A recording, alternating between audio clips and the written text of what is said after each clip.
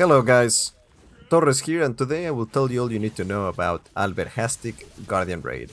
I'm not sure if I pronounced that correctly, so let me know in the comments if I did. Alberhastic is one of the most mechanically heavy guardians and has multiple party wipe mechanics. Therefore, we will focus this video purely on that.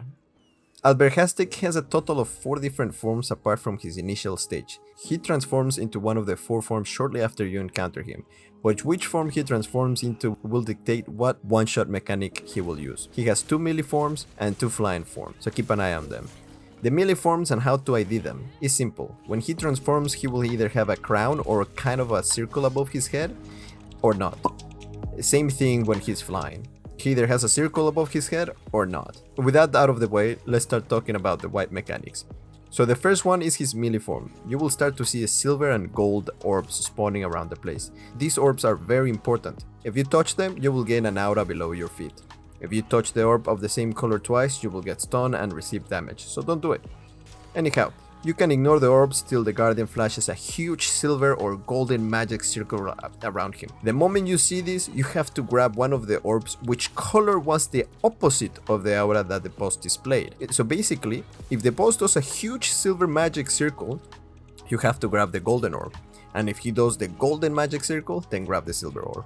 Once he does that animation, the boss will cast a huge magic bomb that will one-shot everybody who does not have aura or doesn't have the correct one. If you didn't get any aura, run as fast as you can. That's the only way to survive. And don't worry, when he casts that huge magic circle, you get about 2 or 3 opportunities to grab an orb, so be ready. The next important mechanic is when he has this bluish aura. This means you need to damage him as much as possible with stagger abilities, because if you fail to stagger him, the next one-shot mechanic will not have a safe spot.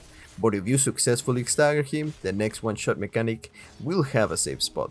So pay close attention to this aura. The next one-shot mechanic is the one which he will fly high and then rain of energy. This has a safe spot right below the boss, but it is very important that once it has a big AoE, you need to get out of there, because he will fall on you.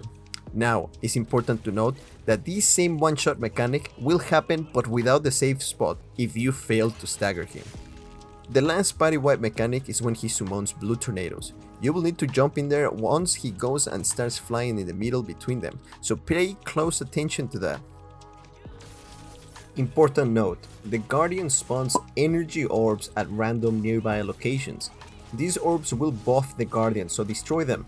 If he consumes too many of them, he will be able to almost one-shot you with his basic attacks.